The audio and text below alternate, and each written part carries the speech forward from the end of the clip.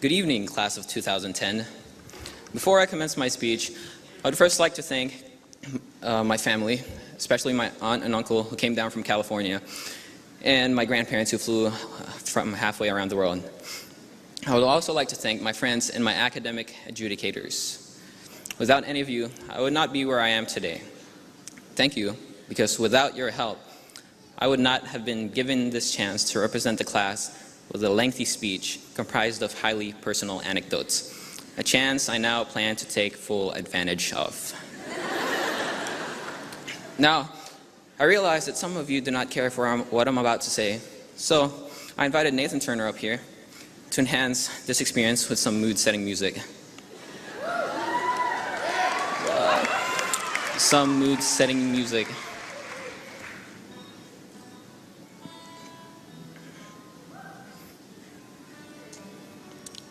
This should accommodate your ears so that as you get bored and zone in and out of listening to my speech, all you'll be able to hear is the soothing sound of the guitar. Okay, so to start, I show you the beginning of freshman year. I believe this Rubik's Cube represents our freshman year very well because our freshman year was a puzzle. It wasn't too long ago when the puzzle of entering high school was presented before you. And most of us were nervous, anxious, or scared. And questions like, how am I going to fit in, filled our heads. And we became more concerned with what we wore and who we hung out with, and less concerned about who has more Pokemon cards. I don't know about that one. It was a puzzle because, just like the Rubik's Cube, you can turn it around, you just can't turn it around in any unplanned direction. Otherwise, it's just going to get more mixed up. So, you have to start matching colors.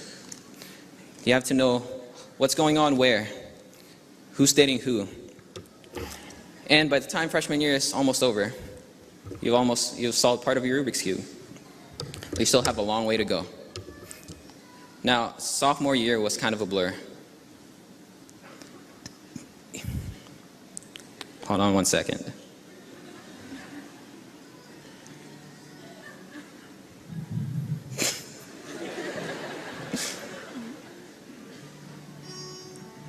Okay, that works. Now, sophomore year was kind of a blur. You now know what's going on in high school, but you're still an underclassman, so there's nothing much going on. Time passed quickly, and everything was drowned out by the freshman's whine and the upperclassman's authority. So, when we piece all the parts of sophomore year together, it creates a rather hazy, fragmented memory that kind of feels like.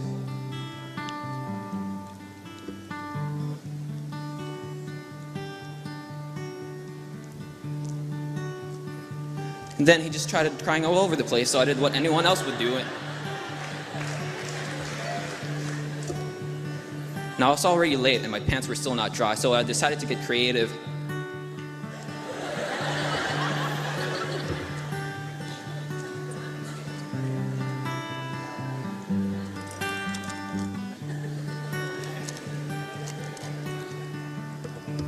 And thus, we coast through sophomore year, leaving ourselves to wonder what really happened.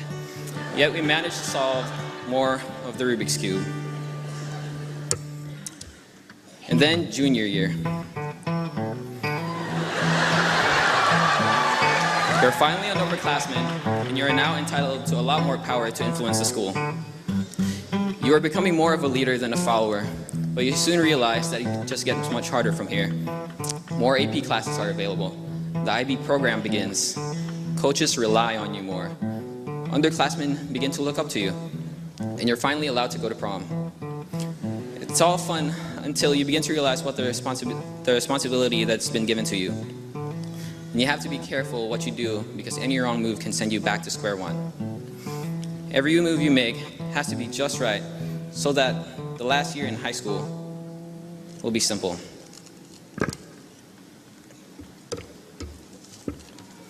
Now, if you've set it up right, senior year wouldn't be as complicated as your previous three, because most of you don't even have a fourth period. But there is one important thing that you need to get out of the way before you leave, and I think I can best describe this through the words of Lance Jabber. So imagine that you're a single guy, and you decide that it's time to start thinking about getting married. But you're still young. you don't want to rush into anything, so you spend years trying to find the perfect girl. Every chance you get, you travel all over the country just to try and meet new people. Some you like more than others, some are too nerdy, while others party too much. But finally, after all your searching, you think you find the perfect one. Oh, she's incredible. She's fun, smart, sexy, everything you wanted in a woman, and you decide to propose. But you only get one shot, and you can't screw it up, so you spend months agonizing on how you're gonna do it, what you're gonna say to her. You set a deadline for yourself so that you can't put it off forever, and as the deadline approaches, you begin to get nervous. Are you good enough? Oh, it feels as though everything you've been doing in your life has been leading up to this moment. Finally, the deadline is here. Oh, you're so nervous. She's way out of your league. Is the ring big enough? How many mistakes have you made so far? Is it too late to go back? And then it's over. You've submitted your proposal and there's nothing more you can do. She looks at you and she says, let me get back to you in like 4 months. That's pretty much what applying to college is like. And you know what? She'll probably say no. But guess what you didn't tell her? You proposed to a bunch of backup chicks just in case she rejected you. And they're all begging to come marry you instead.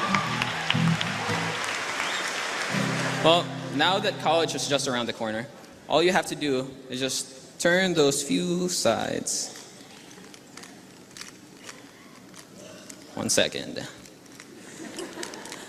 And you finally solve your Rubik's Cube.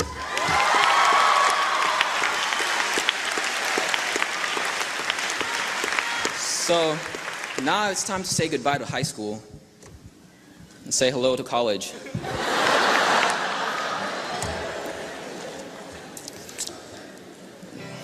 So now that we're done with high school, it's time to look ahead into the future. A few years from now, we're going to look back at these high school years and talk about our accomplishments and all the ridiculous things we've had to do. We'll all probably laugh about all the stuff we've done and said while we were still in high school. And then just remember, you gotta just remember. As we go on, we remember all the times we had together. And as our lives change from whatever, we will still be friends forever, yeah.